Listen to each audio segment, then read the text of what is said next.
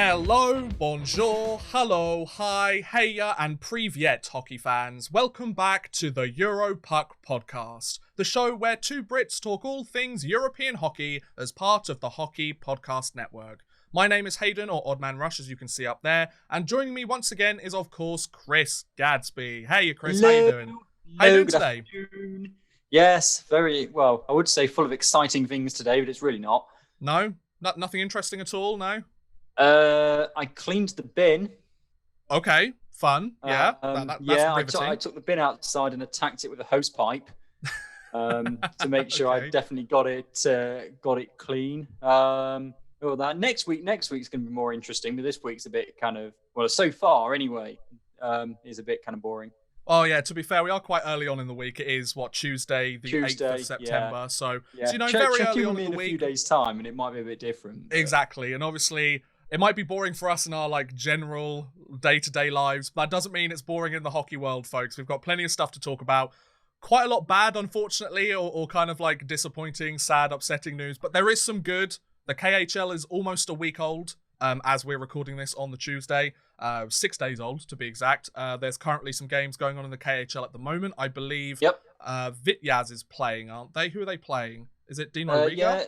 Yes, and they're 2-1 down. Game of the day so far is coming after Mobilis Yekaterinburg are 7-0 up against Kunlun Red Star.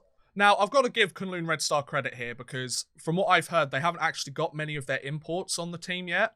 I think they're still waiting for visa transferals and everything because, for those of you who don't know, Kunlun Red Star, who are usually based out of China, they've moved their home arena to Russia to start the season or to play the season because of all the difficulties that have taken place.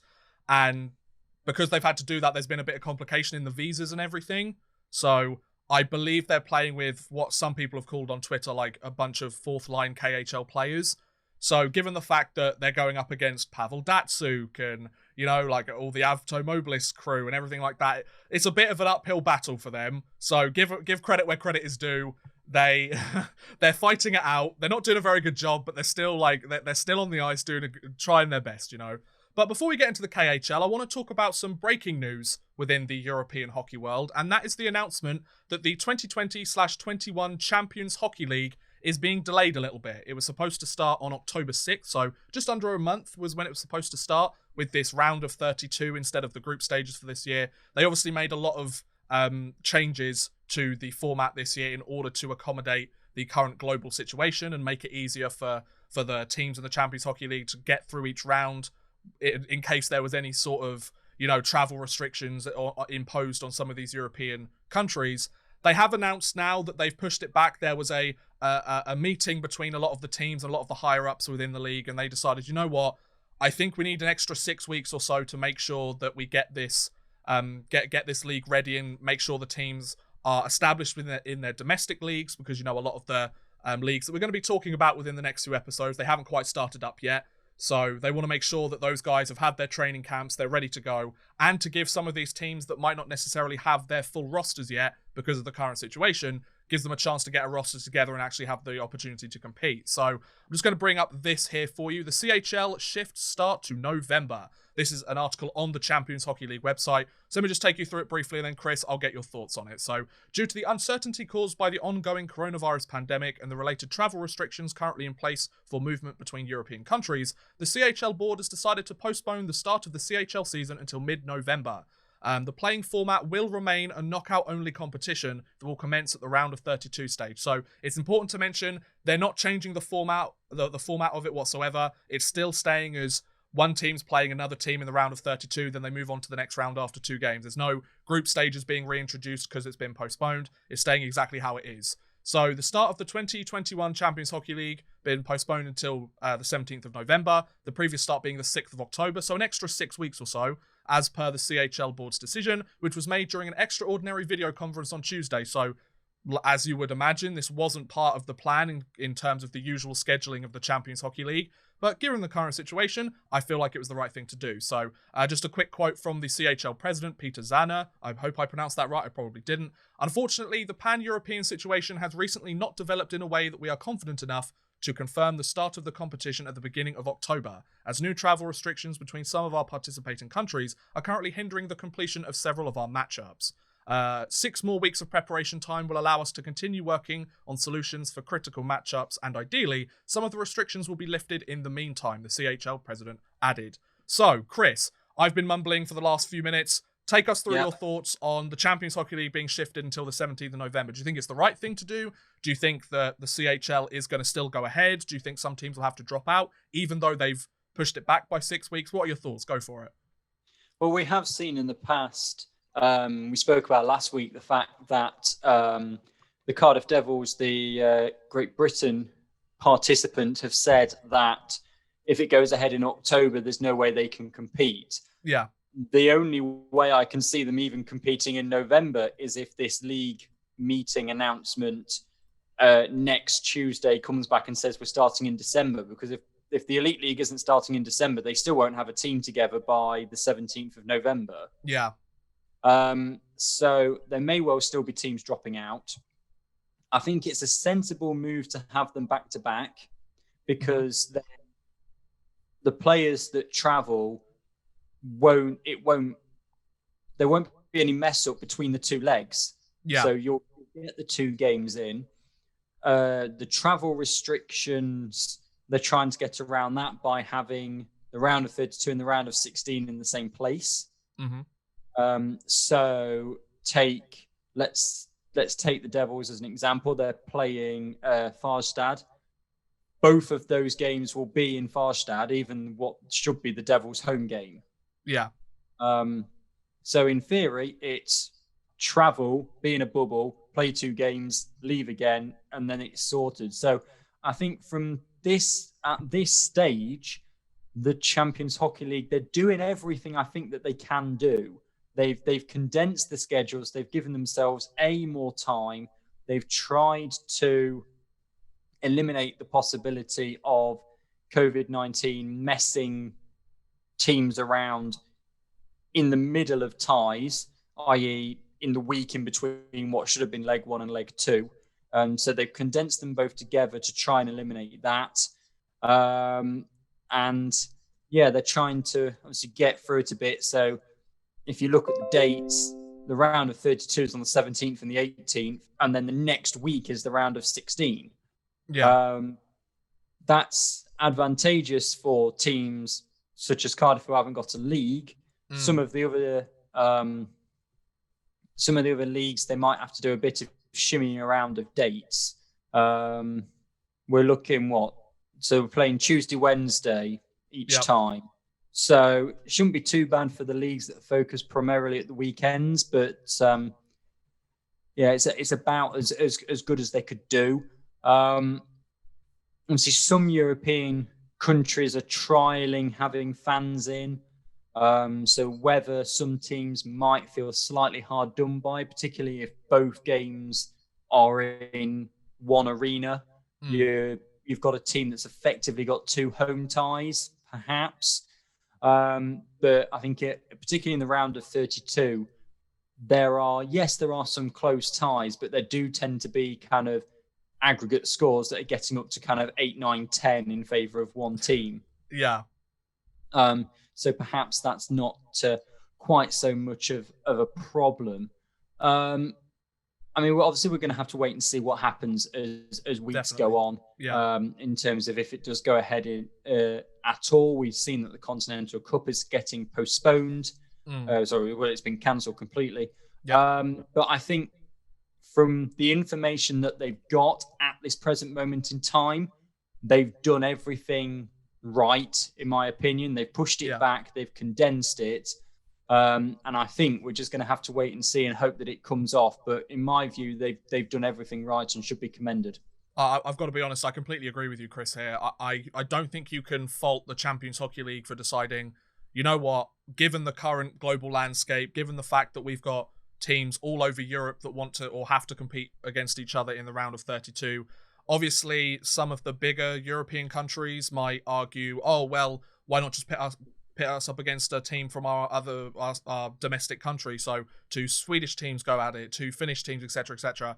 obviously that would completely destroy the round of 32 that's set up in the Champions Hockey League. And obviously some people might make the argument, oh, well, it's because of all of these other smaller countries that have 1 or 2 teams that we have to kind of postpone things and allow things to kind of change within the global landscape a little bit. But I think given the league that they've got set up, where they want to give as many teams or as many leagues in Europe the opportunity to compete for the Champions Hockey League tournament or the trophy, yeah, you can't really fault them for what they've done here. I think the biggest thing to take from this is they're doing the best that they can given the circumstances that we're in. You've got to remember that I don't know off the top of my head how many countries are in it, but we're talking about a dozen countries roughly that are in the Champions Hockey League. It's sort of like 9 to 12 countries that are in the CHL.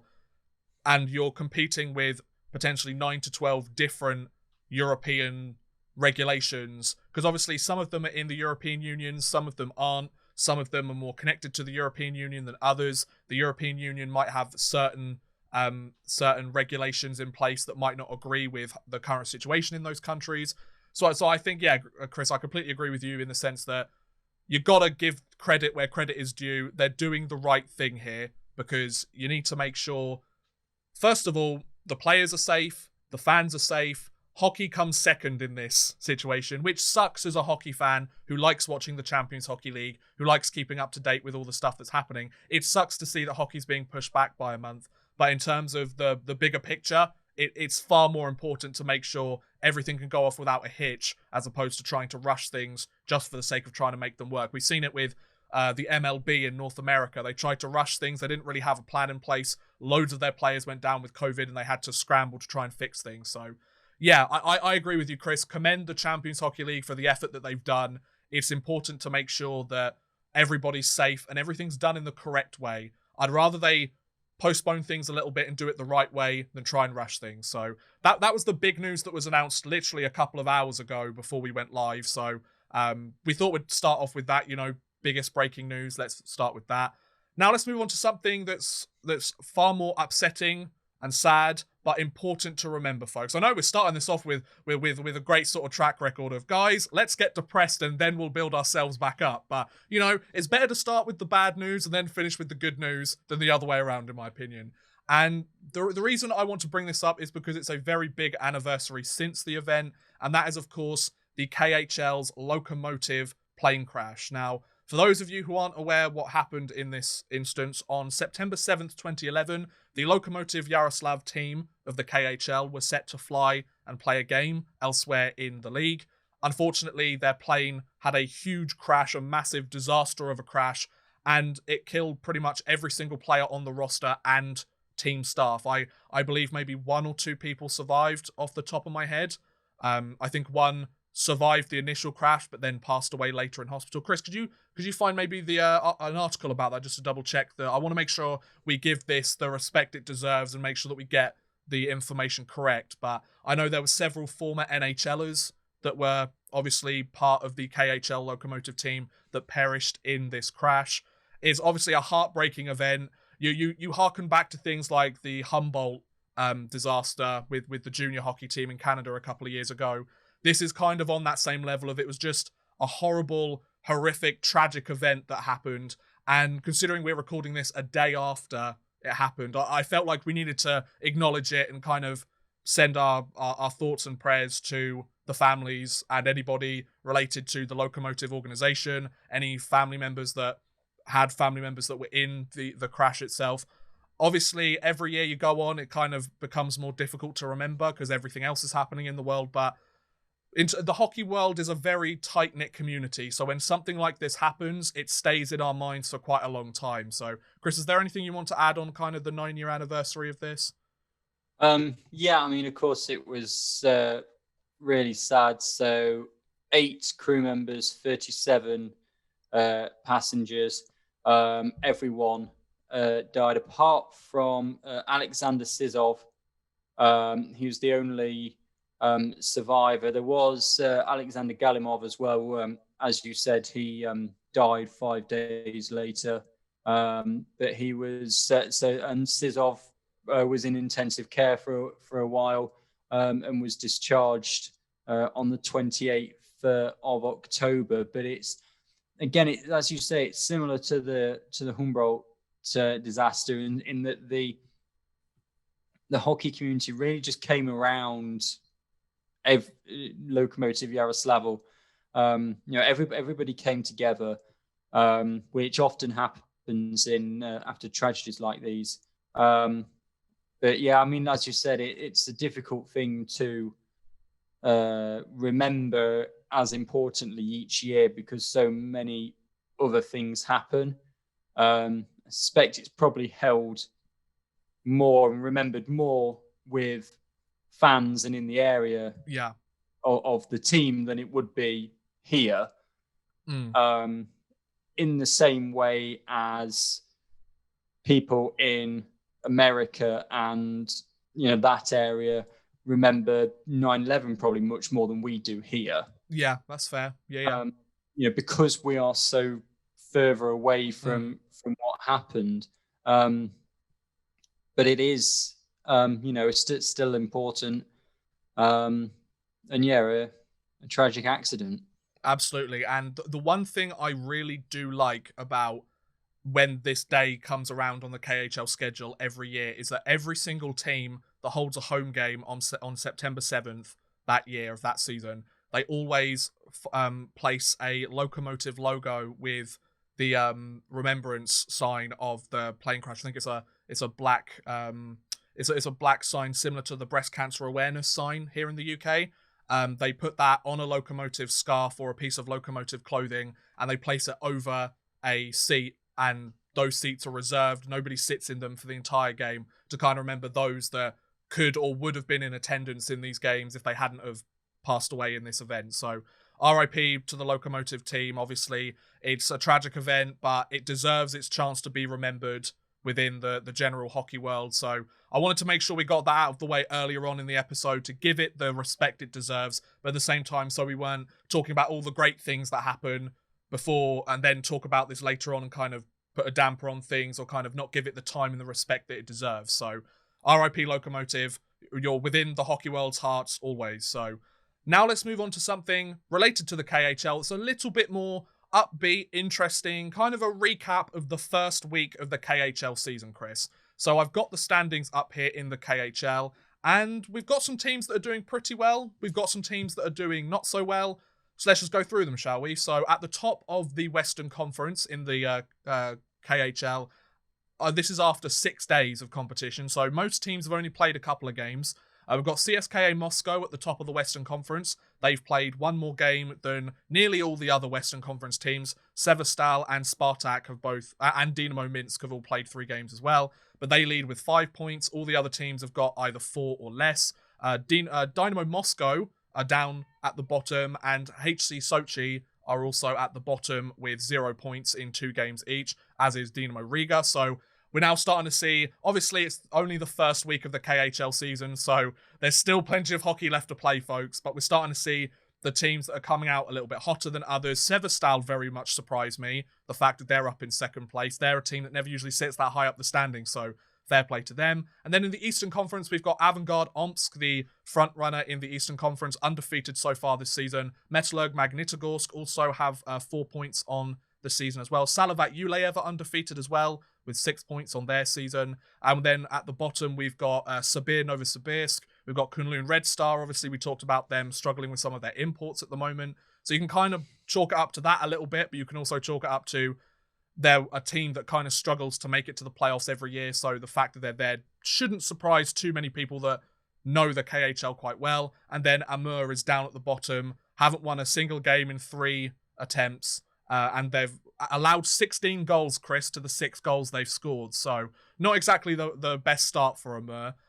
So looking at these stats so far, Chris, looking at kind of the standings in the KHL after the first 6 days, what are your thoughts? Are you thinking we're still far too early to kind of tell some of the front runners? Have you actually seen any of the KHL? I know obviously our Twitter page has been looking at a lot of the kind of GIFs and the highlights that the KHL put out. I've got to admit, it looks like there's been some pretty good hockey on display there over in Russia and Eastern Europe. What do you think, Chris? There has been some good stuff, hasn't there? I mean, I've been looking a bit. I mean, the standings that I'm looking at are updating live. Okay. So Mobilist are now at the top of the East after a 7-0 victory over Kunlun Red Star. Fair enough. They've impressed early doors. They've only conceded 1 goal in their first 3 games. Wow. Nice. So, an impressive start for them. As I said, they beat Kunlun Red Star 7-0. Their only goal against actually was against Tractor Shelly-Binks, because they beat Spartak Moscow by a single goal to 0. I believe that was the Vitaly Kravtsov, the New York Rangers prospect, then, has scored the only goal against Avto in the entire season. I think it may have been Kravtsov. It may have been somebody else, but I can't remember. Something like that. I don't know. Carry on talking, Chris. Metalurg Magnitogorsk, again, they've only conceded 1 goal as well, so their defense is looking strong, at least in the early stages. Akbars Kazan, interesting one, because yes, they've won 2 games, but they haven't got it done in regulation yet. Yeah, that's true.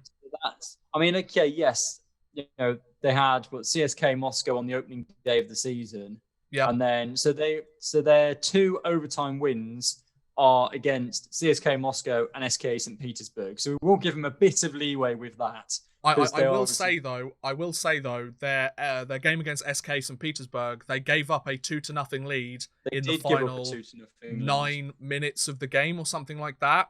So SKA managed to they went down 2 goals late in the 3rd period. They managed to come back, tie it up, and get the loss in overtime. So obviously Akbars Kazan still won the game, but they blew the 2-0 lead. So they've looked a little bit shaky to start the season. Not the kind of the dominant Eastern Conference team that we've come to expect. And the fact that they've, according to the KHL website, they've scored 6 goals and allowed 8.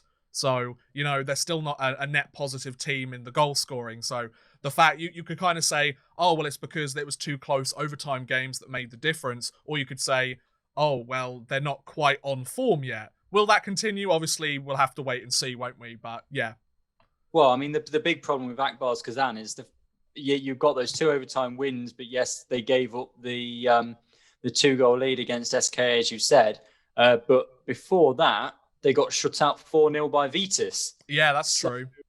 You're there, they don't seem to have found their form really early on in the KHL. It does strike me that the East is perhaps more split than the West, particularly early on. You've got 3 teams out the top that have won 3 from 3. You've got 3 teams at the bottom that have lost 3 from 3. Whereas when you look at the West, nobody is... Lokomotiv Yaroslavl are 2 for 2, but nobody is really undefeated. Yeah. Lokomotiv Yaroslavl are the only team, and they've only played 2 games, that haven't lost yet in the West. Whereas when you look at the East, you've got 3 teams that are 3 for 3. You've then got Metalurg Magnitogorsk at 2 for 2. So it seems much more kind of split early on in the season. Yeah, definitely. And I think one interesting thing to mention is, out of all of the teams, we've already got our current lowest goal scoring team of the KHL, HC Sochi, 1 goal in 2 games, 9 against. Oh, that's a tough run for Sochi. Obviously, we talked about Sochi a lot last episode, being a team that's they're kind of on the verge of being a playoff contender. They're kind of, if they finished anywhere between 7th and 12th, you'd understand, or 7th and 11th, they could fit either very low playoff berth or outside the playoffs. Either wouldn't surprise you.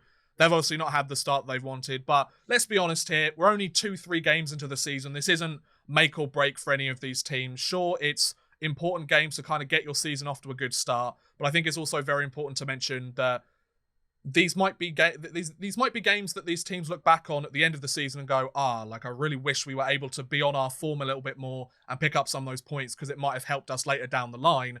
But losing 1 game in your first 3 isn't going to mean that you're not going to make the playoffs or have a good season. The good thing is with the hard salary cap, and this is something we didn't necessarily mention too much in our last episode, is the fact that this is the first real season in the KHL where a hard salary cap has been introduced. But in the previous seasons, they've had a luxury salary cap similar to the NBA in that sense, that you can pay over the salary cap, but it costs you more, or it counts towards the cap, and you have to pay more of that outside of your actual team as opposed to towards the salary cap. Now they're using a hard salary cap, so that we are seeing examples of teams that usually aren't up there actually playing quite well, like Dynamo Minsk. We talked about them before. They've obviously had a bit of an interesting first week in the KHL this season, which I made a video on my channel earlier this week. They're up the top. Severstal Sharapovets, they're up the top, which you don't usually expect to see. Vityaz has had a decent start to the season. You got teams like, the East is kind of more what I expected. Maybe Tractor Chelyabinsk being slightly higher. But other than that, the East is kind of shaping up how I would expect it to. But the West is kind of all over the place at the moment, which makes it a little bit more exciting, doesn't it, Chris?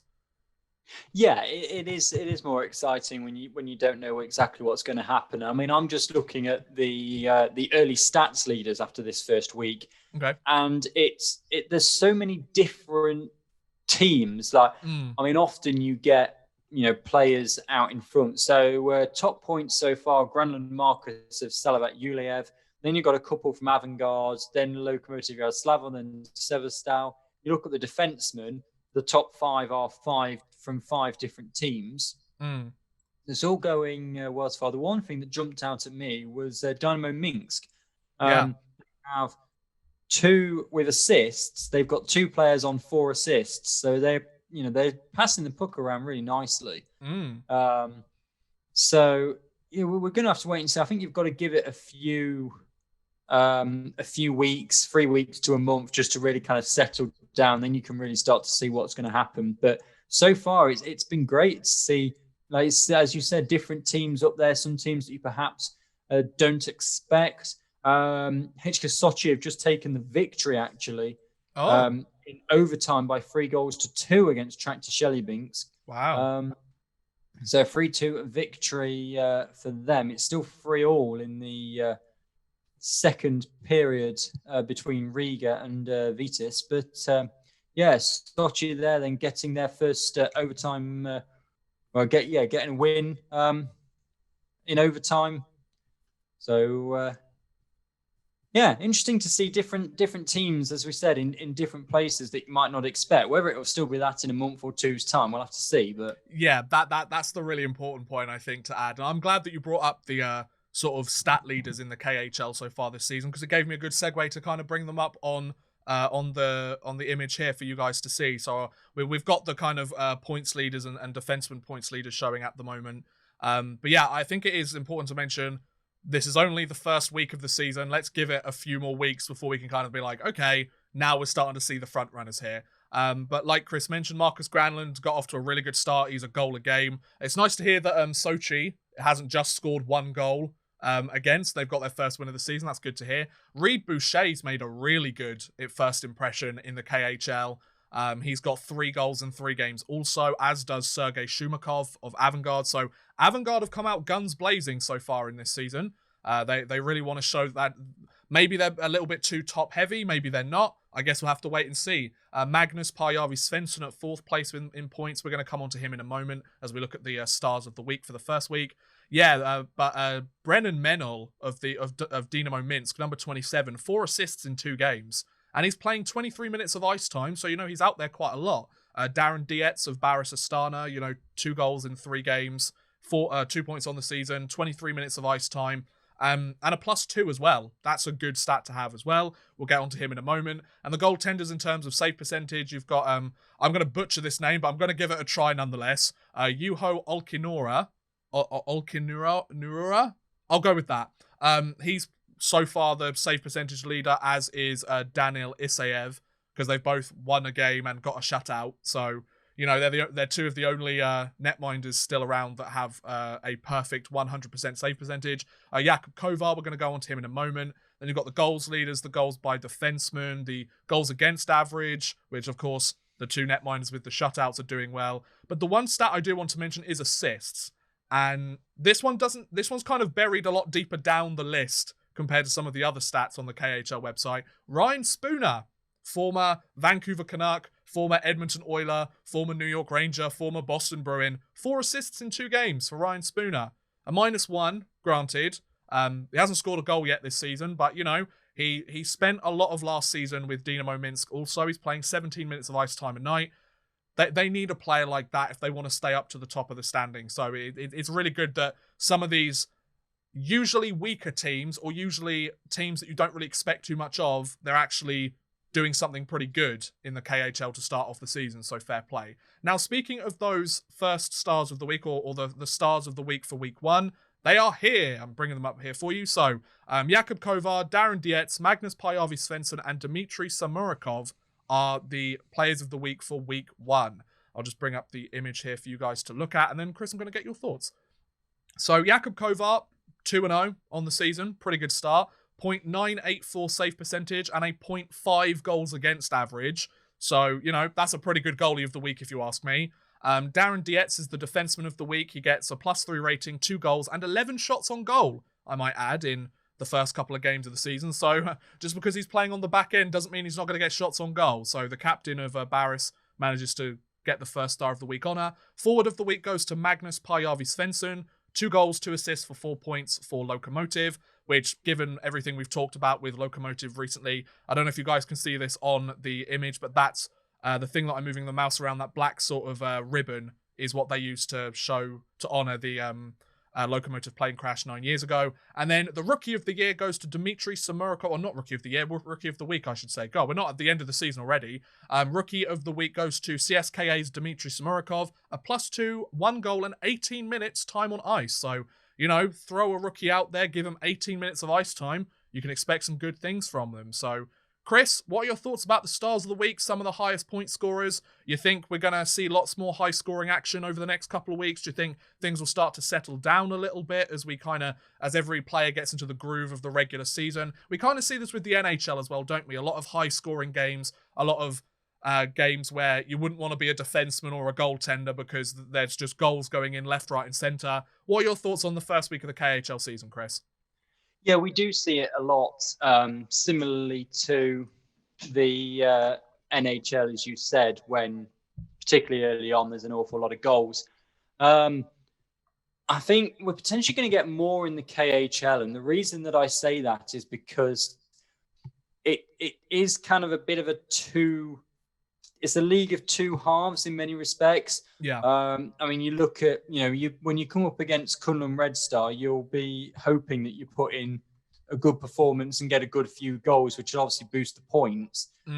When you compare it to kind of the NHL, you don't really get a team that you turn up and expect to put 5 or 6 past. Yeah. So I think we could see some quite high points. I think it will settle down. Particularly as the games kind of up in intensity as the season goes on. But if you've got, forwards like Svensson, who's going to put 4 points up in 2 games, then he's obviously going to be a good contender for that. I agree with the netminder purely because he's done it over 2 games rather than the netminders who have just shut out over 1. And as you said with CSKA Moscow, putting a rookie out for 18 minutes is can be a bold move. Yeah. But he scored in his debut and doesn't have any negative ratings, so we'll have to see how long that lasts for. Oh, definitely. And I think a good mention of Jakub Kovar, the goaltender of the week. They just shut out Kunlun Red Star, didn't they? So that's another shutout on his record. 3 games. He's playing pretty well for that team, so he's well deserving of that goaltender of the week stat. So that's pretty much a look at the first week of the KHL's regular season. If you guys have any thoughts on teams you want us to look at in a little bit more detail, if you want us to keep updating you with the players of the week, obviously as we go deeper into the season and more leagues and more teams are starting to play hockey again, we won't necessarily have enough time to go through all the KHL like we do every week. But what we can do potentially is have quickly go through the players of the week for that week, kind of talk about the top teams in each of the divisions, some of the worst teams in each of the division, and kind of just give a rough 5-10 minute summary every week or something like that. That could be a good idea if that's what you guys are interested in. But as obviously the Swedish Hockey League and the Finnish Liga and the Champions Hockey League hopefully get started, then we're going to have a lot to talk about. Let's put it that way, folks. Speaking of players that are hoping to kind of get on the ice soon, let's just quickly talk about the Polish League once again, folks, because we've kind of had a bit of an update, a bit of news regarding the Polish League. So, Chris, do you want to just take us through? Because we talked about it last week. We said that we were expecting it to start relatively shortly. It didn't start over this last week, but it is starting very soon, isn't it, Chris? Yep, it starts on Friday. Oh, Friday. The Polish Hockey League. Yep, this Friday. So the day, in fact, this comes out. Okay. So I'll rephrase. It starts today. Oh! Depending on when you're watching this podcast, it starts today. Oh my. Yeah. So as I've mentioned before, so there are 11 teams in this league, aren't there? No, I 10 believe teams so. in. Something like that. 10 teams in the league. I tried to add up the logos quickly and it completely failed. Oh, no, it didn't completely fail. They've got 11 dots on the map, but only 10 teams. Anyway, there are 10 teams. All of them are in action on Friday. And I feel sorry for, let me just have a look. Which team is it that I feel sorry for? Chris's sympathy corner over here. I'm working out which team it is that's got the horrendous trip. Oh yeah, from up north, yeah. Yeah, it is Dansk. Dansk have still got the horrendous trip because they were away on opening night to Uniai Oswiecim, who we know we discussed in. No, it was in the main. I was going to say last episode. Last episode, in the main one, wasn't it? Eliza Sherbatov. Yes, I couldn't remember if we did it in the main episode or in the bonus episode. Yeah, it was the main episode. Yeah. Yeah. So they've got a trip down there. We've got JKH GKS Yastrabir. They are up against Zalabi Ozveinshim. Then we have Podhale Noetag. They are facing Krakow. Krakow. Then we have STS Sanok. They are up against GKS Tahir. And then finally, we have GKS Katowice, and they are up against KH Torrens. So those games are, our time here in the UK, 5 o'clock and 1 at 5:30 on Friday. Polish League getting underway. Exactly. So if you're a hockey fan in Poland, if you're nearby Poland in one of the neighboring countries and you kind of want to get the chance to keep up with some hockey much closer to home, then the Polish Hockey League is starting the day of this podcast's release. So go and check them out. We'll obviously, before some of the other leagues keep up to date, we'll probably do a bit of a recap of some of the games that take place for our next episode in episode 4, just because some of the other leagues haven't started yet. And I think that this is a good point to mention now, once pretty much the entirety of European hockey gets underway, we're very much going to focus on kind of the big hitters of the Swedish Hockey League, the KHL, the Finnish Liga, the Swiss National League. But that doesn't mean we're not going to talk about any interesting stories or controversial things that happen in some of the other leagues. Obviously, we're trying to talk about the entirety of European hockey here on this podcast, so there will be some weeks where we don't talk about certain leagues or certain teams. If you want us to talk about them, just let us know and we'll talk about them the next episode, just send us a tweet on Twitter, email us, anything like that, The Polish League's a little bit interesting. So last year, there were I'm going to say 10 and a half teams. Okay. And the reason I'm going to say that is because 10 teams played 47 games and then one team played 20. Interesting. Now, the reason for that, from what I can gather, and I'm doing some very quick maths here. So there's the 10 main teams. Okay. One of which got relegated last year. So they have done a 1 up, 1 down. I know we're going to talk about relegation later on. Indeed we are. So the 10 teams, so there's 9 other teams that you play, and they seem to play them 5 times. Okay. So it would be 3 home, 2 away. And then I'm guessing a little bit like the Six Nations rugby, they then swap. So if you played this team at home 3 times last season, you'll play them away 3 times this season. And it will keep switching back. And then, so that would make 45 games. And then they played Katowice under 23 twice. So the Katowice under 23 teams would play the other 10 teams twice, giving them 20. And the other 10 teams would play Katowice twice to give them an extra 2, which would be 47. That seems to be what's happened. So don't know whether that's going to happen at some point this year. I don't know whether it's in the back half of the year the under 23 team come in. I can't really seem to find, because it just says 2019. It doesn't give me anything better than that on flash scores. So we'll just have to see how that one pans out. But yeah, Polish Hockey League starting on Friday, and as we said, we're going to be looking out. I think Unos Vasim is our kind of team in the Polish league after the story we ran last week. Pretty much, yeah. I think we'll keep a good eye on Eliza Sherbatov to see how he does in the first couple of games of the season. Hopefully he produces a few points for the team and they maybe come away with a few wins.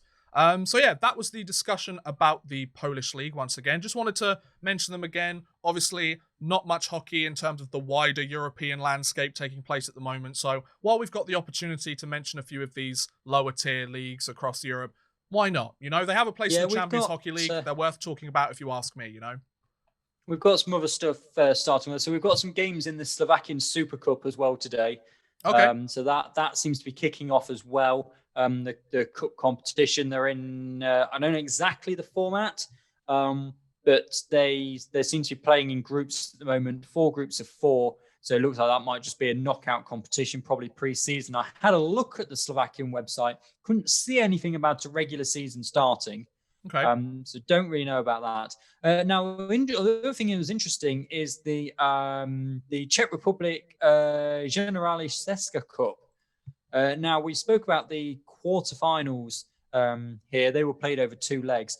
The semi-finals found a little bit interesting because they both got they've been postponed or they've been completely cancelled. Whether a team's pulled out or not, I'm not entirely too sure. But the semi-finals just didn't happen, and 2 teams have been put forward into the final. The final should be on 2-legged, first leg tomorrow and the second leg on Saturday. So we'll keep you posted on that on our Twitter feed. Make sure you check that out every day for the European hockey results. And as I said, plenty of friendlies going on as well. Belarusian Extra League is starting up as well. The Latvia League as well, the Optibet Hokaj Liga, that's kicking off. We've had the first game of that, but nothing else really seems to be happening. So a lot of what I'm going to call the minor leagues, which we might touch on very briefly in like a 1-minute summary, something like that, are kicking off. But yeah, as I said, we're waiting a little bit longer for some of the big leagues. So what we could do is next episode just be like, okay, these are all the kind of lower tier leagues in the European circuit that all kicked off this week. Some of the teams that played or that are starting within the next week. I feel like that'd be good to do. We want to make sure we mention as many leagues as possible because the one thing that Chris and I have been really impressed with since we started the podcast is how many hockey fans from how many different countries we've had sending us comments and thoughts and telling us they really enjoy it. We had an email this morning on our Europuck email from someone from Belgium, for example. Belgium, really cool. We've had a Latvian listener. I think someone who's from Ukraine as well. So it's been great to see, you know, how many people looking at our analytics as well and see where everybody's coming from. So it truly does feel like we're kind of sweeping the continent. It really does. I mean, the Brits are taking over, Chris, you know? So we are taking over. We are taking over. And like, it's nice that we've kind of found that niche here in the kind of European or kind of the hockey world, because there's a million different podcasts that talk about their domestic leagues. There's a million different podcasts that talk about the NHL.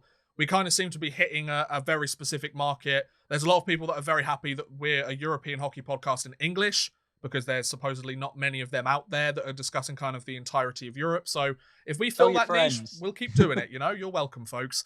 Tell your friends, get them all to... Exactly. We're actually doing really well in terms of the first couple of episodes and how successful they've been. So hopefully it keeps going up from here.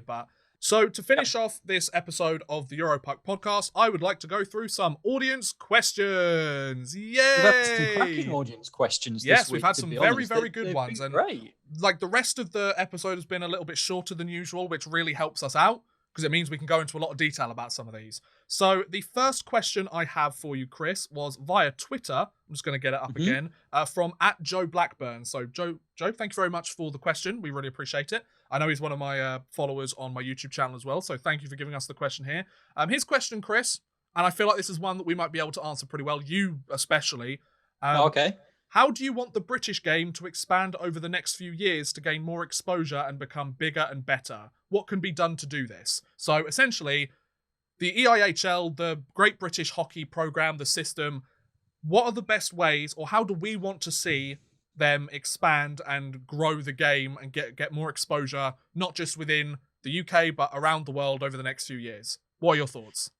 It's difficult, and I mean, I looked at a live stream. I watched a live stream the other day, and they were saying how back in the 90s, when Sky was like just starting up, Sky would pay him a fair amount of money to put ice hockey on the TV. Yeah.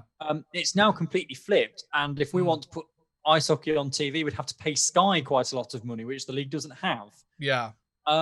So it is difficult. I think one of the good ways of doing it would be, is good participation and showings in the World Championships. Yep, I agree. I think we're going to help ourselves now. Obviously, we're going to get hammered quite a bit. Yep. Again, we've got, so it's next year now. So who we got? We've got Russia, Sweden, Czech Republic, Switzerland, Slovakia, Denmark, and Belarus. Yep. So probably Denmark and Belarus are the ones we're going to have to target in that. Yes, please. I can't imagine we're going to be doing too well against Russia and Sweden. Yeah. But so there is a lot of that. I think good showings in that is going to help. I think that they're doing all kind of the right things too. Having Brits over in European leagues is helping. We mentioned a lot when we were doing our podcast last year about Farmer and stuff over in the DEL. Yep.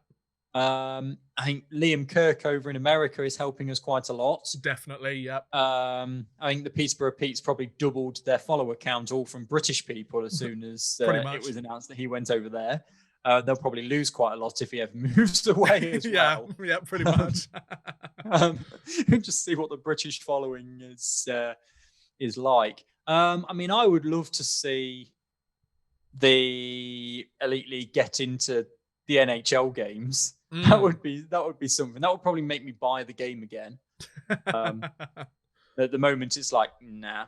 I agree. Like the beer pro mode looks pretty good for this year, but I didn't buy last year, and I've bought it like every year since NHL 11, and then NHL 20 came around. I like played the EA Access trial, and I was like, it's just not fun. Like I just found it really boring. I was like I could save that money and use it on something else, you know?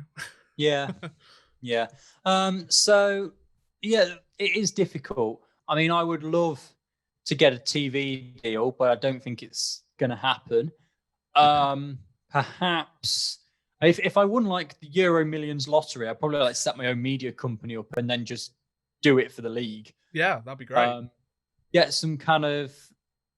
The problem is because the crowds are so much smaller, so you could do with something like the NHL League Pass or something. So that anyone can pay £10 and watch it. That might help. Yep. But it is difficult, and trust me, there are people who know the media industry a lot better than I do, and I know it to a fair extent. But there are a lot of people who know it a lot better than I am who have been trying, and there just isn't one out there. I think it was the Steelers live stream, and Tony Smith said, there has been somebody whose job it has been pretty much all year to research this and to try and find deals and TV deals, and there are no TV deals for the league. Yep, unfortunately.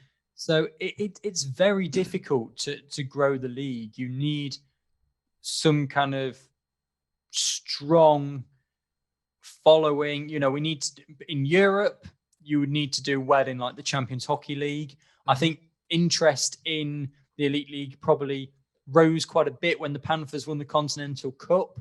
Yep. Put them on the map a bit there. But I think you've got to do well in Europe, and then for the national side, do well in the World Championships, and just try and grow it slowly. It's going to be a long process. I feel like it's all like English hockey or UK hockey, Great British hockey, whatever you want to call it. They just need a lot of luck and small victories. And like referencing like the things that you mentioned, it's a double-edged sword in a sense, because if you want it to grow domestically in England, you need all of your best players here. You need all of them playing really well, like showcasing how talented they are as hockey players, putting on a great show, which hockey in general is an entertaining sport. But if you've got the best players that your country's ever seen, more people are going to be interested, especially locally if their team's on a hot streak and keep going and winning championships and everything like that.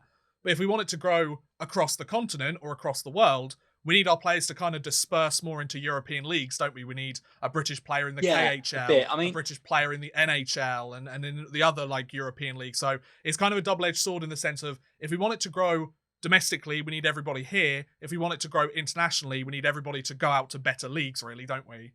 yeah, put it this way. So we're having our bathroom decorated next week. Okay. And so we had the guy who's coming to fit it come over and do kind of a renaissance of it and just check everything, make sure he knew what he was going to be doing. And we got chatting about what I did. I was like, oh yeah, no, I do freelance stuff for the BBC and all this. And then he goes, so what do you do there? I go, oh, I do freelance work covering the Nottingham Panthers. And he goes, oh, where are they then? Yep. And I went, oh, it's ice hockey. And he goes, I didn't know there was ice hockey over here. And that's kind of the problem. Whereas if you say name a sport, everyone will go football, and they could probably list about 30 football teams in this country. Oh, for sure. Yeah. Even people who have no interest in it at all will name a load of teams. Yep. Whereas there are a load of people who probably don't even know. I mean, I live on a small cul-de-sac. There's about 13 houses on this little cul-de-sac. Okay. And I bet you 11 of them don't know that there's ice hockey over here. Yeah. I think that's kind of the big problem. But I don't really know what we can do about that. I know in Nottingham they advertise with the football teams, try and get people across. I know there are some people that like both. I mean, there is a fan base over here. The arenas, they fill out quite nicely. But it's how do you get it to a wider audience? I don't really know. I think getting it onto BBC more often and some of the bigger news outlets, because we win the World Championship Division 1B and go up to play against Canada and stuff like that, it's going to be those small victories that then lead to something else happening, to which then leads to more people either fixing their eyes on it for the first time or becoming dedicated fans to it. So it's very much baby steps. I've never known anybody who's been to an ice hockey game and not liked it. Yeah. It just seems to be getting them there. And then we kind of have you get a lose-lose situation, because the more people you like, the arenas then can't cope with them. Yeah. So I don't know. We'll have to just kind of see what happens over the next few years, really, and just keep trying, like you say, with the small victories. Exactly. Baby steps, folks. Baby steps. It's a good question, though. Very good question. Yeah. The next question we have is from somebody who's already brought in a question for us on our first week, Martin Tolness, at Towel Sneeze on Twitter. Should there be more teams from other European leagues in the KHL? Like one top team from the other leagues playing in the KHL? So kind of similar to the Champions Hockey League, I guess, in a sense. Kind of every single league has one of their top teams or one of their most successful teams join the KHL, and it becomes across the continent. And now we obviously know that the KHL has been looking to have a team in London, for example. I think they've been looking into Germany and France and Switzerland and Sweden. Like, they're looking for these opportunities to kind of put teams across the continent. And let's be honest, traveling from the west of Russia to somewhere else in Central Europe is going to be a lot less time than it is traveling from the west of Russia to the east of Russia, because, Russia's the biggest continent in the world, or the biggest country in the world. So traveling times, some people might make that argument, but, it's probably easier for a lot of the Western Conference teams to do that. Chris, what are your thoughts? Let's go through this one quickly, because I know we've got a couple more questions. We're running out of time a little bit. Yeah. So we're running out of time a bit, aren't we? Do you think that every kind of country in Europe, or more countries in Europe, should have a team in the KHL?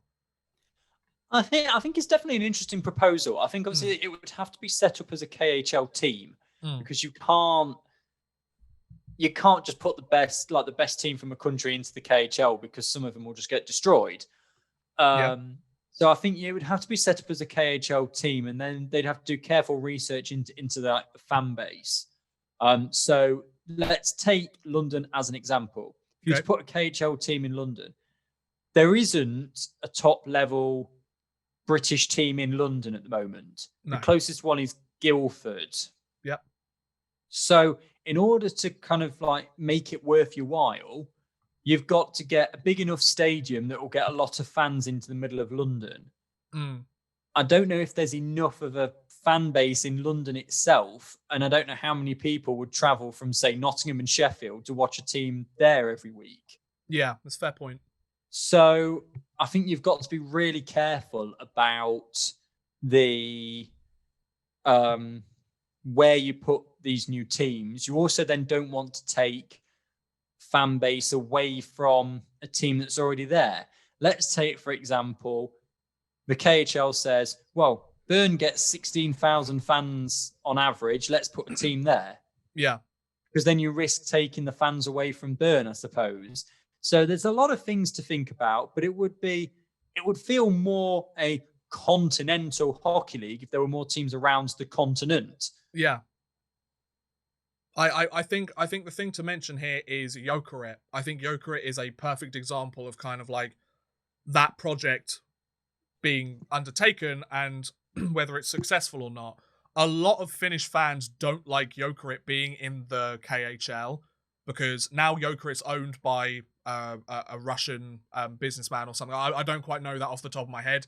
And obviously they can't travel to away games that easily. So the Jokerit fan club, they have to travel potentially to China to go and watch their team play away, whereas they would have been able to travel elsewhere in Finland in the previous years. So yeah. I think in terms of the from the KHL's perspective, yeah, definitely, I think that would be quite good for them.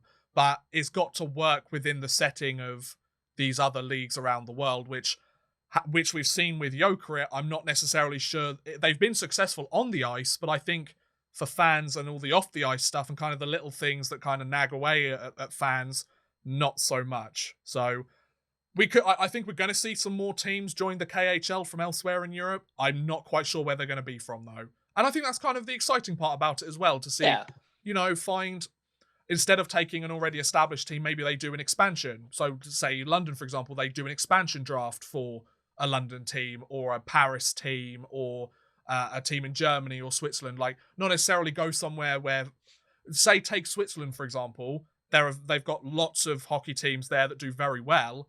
Put it in a place where there's been growing interest for a team and they know the Swiss fans will show up. So put the team there, have a bit of an expansion draft. They can also take from the pool of Swiss players as well, like Jokerit has been doing with the Finnish pool of players, and they should be able to get a good team together and hopefully get something going. So I guess we'll have to wait and see. There has been talks the last sort of 5 years of them expanding elsewhere into Europe. I don't think it'll happen anytime soon, given the current circumstances, but we'll have to wait and see what happens. So the final question I have, Chris, is from Not Cut, or Not QUT. I'm not quite sure how to pronounce his name exactly, but he says, great show again. Oh, thanks, man. Appreciate it.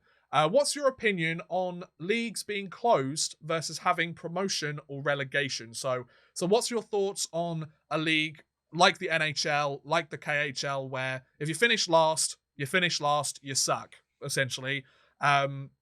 Personally, I greatly dislike leagues being closed. For example, the Finnish Liga he gives, being closed basically makes the Mestis League, which is their second-tier league. If you want a comparison, it's essentially the AHL of Finland, and the Liga being the NHL of Finland. So he says essentially the Mestis League, he says, is kind of meaningless, and the hype for promotion games would be massive for sort of the top teams in the Mestis League or the Hockeyallsvenskan or the National League B. Some of these teams getting the opportunity to go up to the big leagues and, try their hand at playing in the top league in the country. What are your thoughts on that, Chris? We're running out of time a little bit, but give us like a rough idea of your thoughts. We can kind of pick this up next episode if we really want to. Yeah, I mean, I would love to see it. And I think, like I say, it gives teams something to play for. At the moment, you could be in a second-tier team, win every single game, and have, you win the league, but then you don't go up. Flip side, it's the big one, it's money. Yep. And there just isn't teams, a lot of teams in the second leagues, if they went up into the first team, they'd have no chance. Yeah. And similarly for the team coming back down, even if you manage to keep the players, the money you get coming in is going to be pittance in comparison. I'm going to come back to the Elite League again, and I'll wrap it up quickly. So we've got a closed league, 10 teams. And so we get a load of imports in, use 13 imports, fans of around, let's say, 4,000. Yep. Drop down a division into the National League. It's 2 imports, so you'd lose 11 imports because you're not allowed to play them. And then your crowd's down to a couple of hundred. So if you imagine you're going, let's say, for example, it's the Sheffield Steelers who get about 6,000 a game. And they're one of the better teams in the league. It's important. And they're one of the better teams in the league, yeah. Let's say they drop down into the National League. All of a sudden, you've only got 2 imports that you're allowed. And you've got an arena where the rent is going to be the same, but the fan base might stay, but there's probably a lot of people that won't. Given the recent poll from in the UK that's had, it was a startling number of fans said, if the teams have to put Brits in, I'm not going to go and watch. Yeah. So if they drop down a league, I can imagine they wouldn't go and watch. You'd destroy the club. Yeah. And I think that's a big part of it. And similarly, if you had a National League side go up into the Elite League, they would lose 8-9-1 every game. Yeah. And it just, there's got to be that kind of balance to it. So yes, I would love to see promotion and relegation.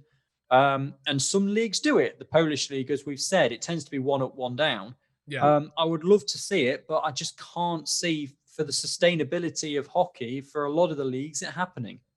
Yeah, I agree. I think there's got to be the differentiation of whether the second tier league is a developmental league or whether it's a legitimate, can stand on its own solid league. Like this is the thing. A lot of leagues, it is all about player development rather than teams going up and having this, core base and getting the team promoted. It's a lot more about player development, and players go into the lower leagues when they're young, they build up, and then they go into a higher league. Yeah, it's very much like, take the AHL, for example. Every single team in the AHL has an affiliation with an NHL team. They're not competing to try and be the best league in North America. They're built as a developmental league that, okay, you can still make some good money in the AHL, which I would imagine being that developmental league for the NHL helps, and kind of being like, okay, we're not competition here, we're here to help you. That means that players that are drafted and kind of refine their game and grind it out in the AHL and in the minors, they're rewarded with an opportunity of going to the NHL and being called up to the team and making their NHL debut. It's the same with the National League, isn't it, here in the UK? It's not running as a direct competitor, it's running as a developmental league that we see a lot of National League players, especially younger guys, eventually move up into the Elite League system and play in the Elite Ice Hockey League. Obviously, the Mestis and the Hockeyallsvenskan might be slightly different. There might be more parity between the top league and the second tier league. So then maybe it would be a good example for those leagues to consider promotion and relegation. I think it very much depends on the money that's in the game. Sweden and Finland are going to have a lot more money in the game than the British league or the Polish league is. Although the Polish league does do promotion and relegation, because I would imagine in Poland's scenario, I don't have any inside information on this, but I would imagine there isn't that much money in the Polish league to begin with, so that there isn't that much disparity between the two leagues. Whereas something like the Mestis and the Finnish Liga, which is the example that he gave, or they gave, it might be a situation where the Finnish Liga is head and shoulders above the Mestis, and then would have that situation like Chris mentioned. It would have a negative effect potentially for everybody involved, not just the team that moved up and the team that went down, I think you have to look at the leagues where you would think have to kind of be relatively balanced first. There needs to not be a show league and stuff under that. Yeah. But let's take, and I'll do this really quickly, let's take the Polish league as an example. Okay. Right? Have a look at, just when it loads up. So the division I think we mentioned this last week as well. So the standings last season, the team who came bottom and got relegated got 1 win in 47 games. Yeah. And they conceded 363 goals in 47 games. And if I look at I'm going to try and quickly and get the team history up. So yeah, okay. The year before, they were in the second division and they got promoted, and then they won 1 game out of 47 and have come straight back down again. Yeah. Same before. In 2016-17, they were the champion of Poland 2, went up, played 38 games, won 5 games, came straight back down again. So there's such a disparity between those two leagues, and you just can't have that in every single league. It's not going to be good for anybody.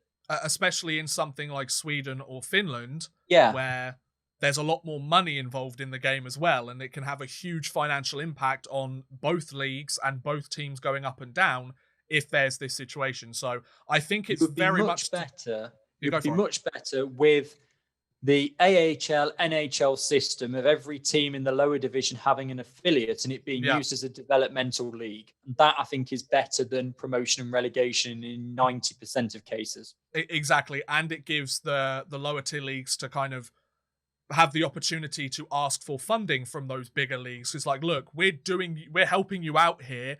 We scratch your back, you scratch ours, you know. So then it means that the entire system is a lot better, and this is why North America has been such a solid World Junior candidate and a under 18, under 20, and World Championship candidate for so long. Obviously, the fact they've been a hockey hotbed since the beginning of the sport, obviously. But you also got to remember, like, the United States have risen up in those rankings. They weren't always a hockey hotbed, and you've got these other leagues that are going, okay, we're going to help you develop your players. We're going to have a really strong system in place. There's no competition. We're all working in this together. Kind of like you're on a member of a team on a roster, you know? We've all got our specific roles. We need to make sure we fill them in order to make sure everybody's happy, everybody's successful. The Mestis is never going to be better than the Finnish Liga, potentially. The Allsvenskan is never going to be better than the Swedish Hockey League, potentially.